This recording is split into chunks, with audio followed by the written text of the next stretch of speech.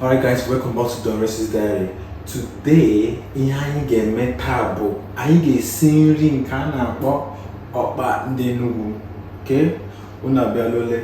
Ihe ahụ ya na-akpọ ọkpa Enugu. M ga-eji unu otu esi eme ya bido na mbido ruo n'ọgwụgwụ. Okay? So unu nọrọ ọfụma, nọrọ ala were mmanya na-aṅụ. M ga-ezi unu ihe niile gbasara otu esi ọkpa ndị Enugu. Ọkpa dị ọkụ.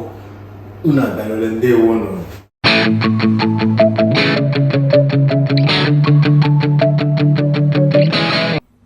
Unu ndewo nụ. Unu abịalole. Ụbọchị nke taa ihe anyị ga-esiwe ọkpa ndị Enugu. Ihe anyị ga-eji esi ya bụ ọkpa flawa, ose akwọrọ akwọ, ayabas nke a na-akpọ onion na nnu, and ihe ọzọ ga-ejikwa esi ya bụ ihe a na-akpọ nchanwụ, ndị ndọcha na-akpọ St. Leaf.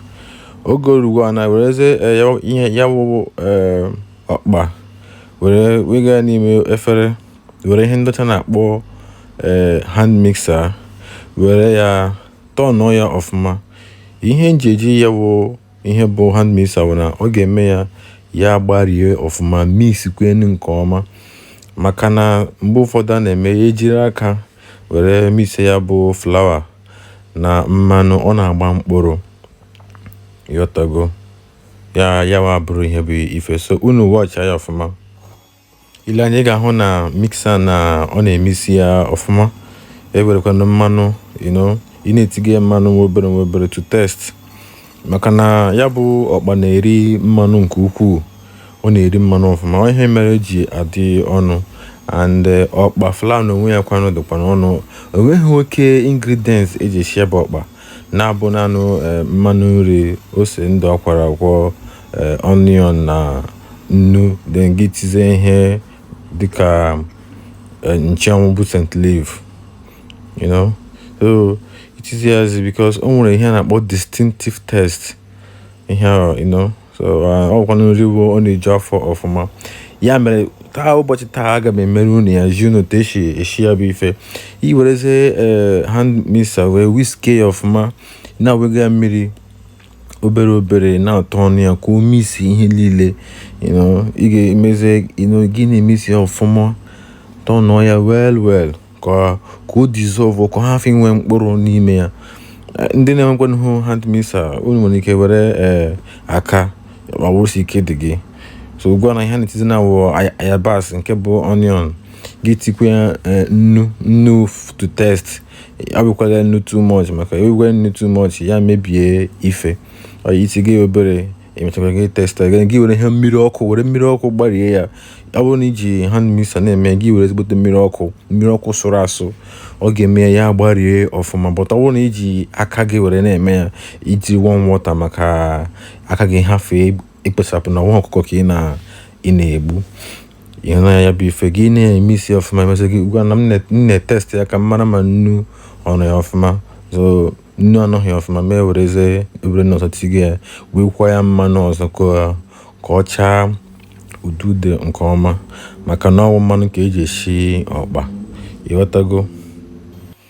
Ọ bụrụ si ile anya, ị ga-ahụ na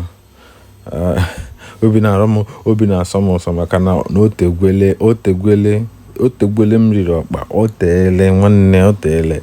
And ejikwana m ọkpa abịakwana ya bụ UK since, but ọ bụ na ike adịrọ m, maka mgbagharị na ihe niile. So m si today na m ga-emere ya bụ ọkpa. Abụ m nwa afọ, amụziri m amụzi. Ahụ isi ihe na kichin ọ na-atọ m rịkpọ. So iwọcha na ọka dissolve ha ọfụma, gị wukwe ya mmiri ọkụ ọzọ, maka na ọ na-edere ide ime otu esi eme akamụ, otu akụkọ esi adị. Maka na ọ bụrụ si dissolve ya ọfụma, isi ya ọ ga-eshi ezigbote ike, ọ ga-eshi ike nke bụ ị na-eri ya, ihe na-eji mmiri na-aṅụ. So ị na-edere mee ka ọ dịtụ palatable, ka ọ dịtụ oke. So ịwọchi ugwu a na ọ dịla mma na.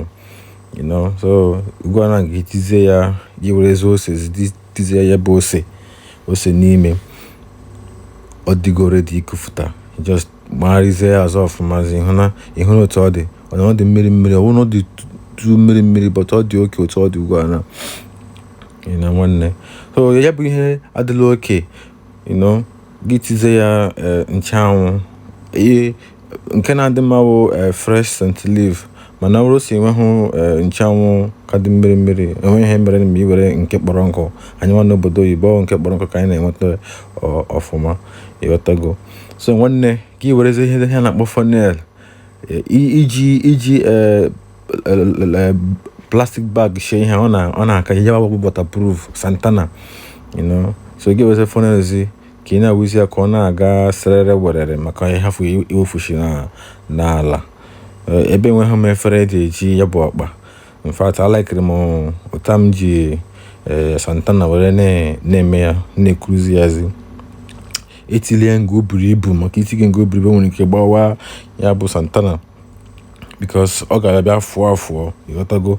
So nke a na-adị oke, gị were Santana abụọ dọbụlụ ya, itige dọbụlụ ya ka ha fee gbawa n'ime ite nga ọ na-asọ kpọtọkpọtọ. So gị dọbụlụ ya ọfụma ka ọ nye ya more protection. Ịhụ na quantity ole ntiri n'ime ya. Gị mee like this until ihe niile agwụ. Yeah, for the sake of those who don't really understand Igbo, so this is what we call Okpa Enugu, you know, which is made from bambara nuts. So this is bambara flour we used to make this Okpa. And at this point, the ingredients we are red oil, pepper, fresh pepper, onion, grounded onion, salt, and scent leaf. These are the things you need. Then you probably need Santana, which is a white bag. If you have what was called hand mixer, you use it to whisk it.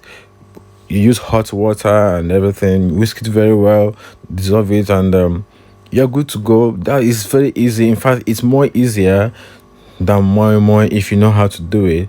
You just have to know the principles and procedures on how to do this, and you enjoy your Okpa. Okpa is very lovely. Like, it's something that back then in Enugu State during my NYSC youth service days, you know, it was most of my breakfast, you know, with oats or custard, or even with tea, man. You eat this with anything. You can have it as lunch, as breakfast. So this is the process of making Okpa. I believe it's quite easier for you to see the process without even understanding Igbo and how, you know, the process goes. So, you know, so if you want to try it, just give me a shout out on the comment box, and I'm gonna, you know, give you, maybe write down the procedures for you and all that. So guys, just keep watching and don't forget to support Don Race's Diary. We bring to you the Ogbonge things in travels and, you know, cooking and adventures. Yeah. The thing is ready to cook. Okay, so we are done now, right? I'm gonna be boiling water in the pot for some time before putting this inside the water, inside the boiling water, and it's gonna cook for like 40 to 1 hour, 40 minutes to 1 hour. Alright, so this is Okpa Dioko, but it's still not cooked yet. Alright guys, follow me. I'm going to get to Yabo Okpa. The miracle na so as a miracle na on as one na here. Also on as poto. Even as Yabo Okpa. See here is it. Need to get full. Ibejia ọfụma, ohite nke ọma, eyiri ya rite ndụ na ahụ isi ike. If you're not hearing Igbo, what I'm saying is you just have to put it now inside the boiling water for it to cook properly, then eat and have good life. Okay, we want to see how we foil. Ohite ọfụma, ohite ya foil, ohite ọfụma.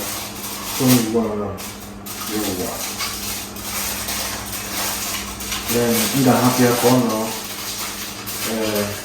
UKG Irina, no, about 40 minutes.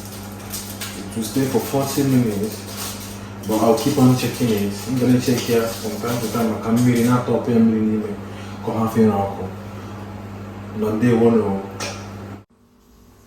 So ugbu a na ịhụ na de ya bụ Okpa ọ na-asụ gwugwu, ọ na-asụ kpoto ya tago. Gị na-echeki ya maka na otu a na-awụ waterproof ka iji eshi ya. Ị gaghị awụ ya mmiri nnukwu, ọ ị ga na-awụkwa ya mmiri obere obere. Gị na-echeki ya mara ma mmiri aka na ya ma na asụkwa ọfụma ka ọ hafụ ịgbakashi. Ga-ekwuchikwe ya ọzọ. Gị cheki ya ma ọ yeele, depending on the heat of your cooker or whatever.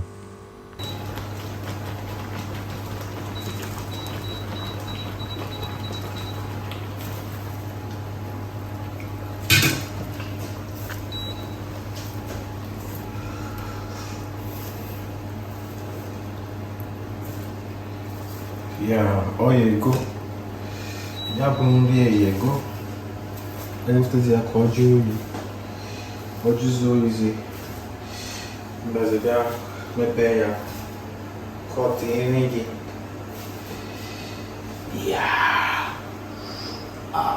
Ọ yeela ya bụ ihe na-akpọ ọkpa dị ọkụ. Ọkpa dị ọkụ.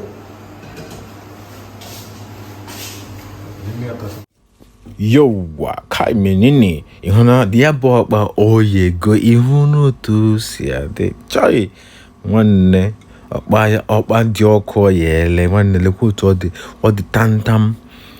When it's like this, it shows that it is done. Tell me, don't this look like real okpa, real Enugu okpa? Carry ya bo okpa no tebule. Guys, you need to test this up, but I'm telling you the truth. It's so nice. Oh my god. I do like, how many years ago? Like 6 years ago, the last time I tested this up. You can use Coke, you can use Fanta, you can use custard, you can use Quaker oats to take this. This is lovely. You can take it as snacks, you can take it as lunch, breakfast and dinner. Very, very lovely, guys. I bet you test my Okpa. Alright.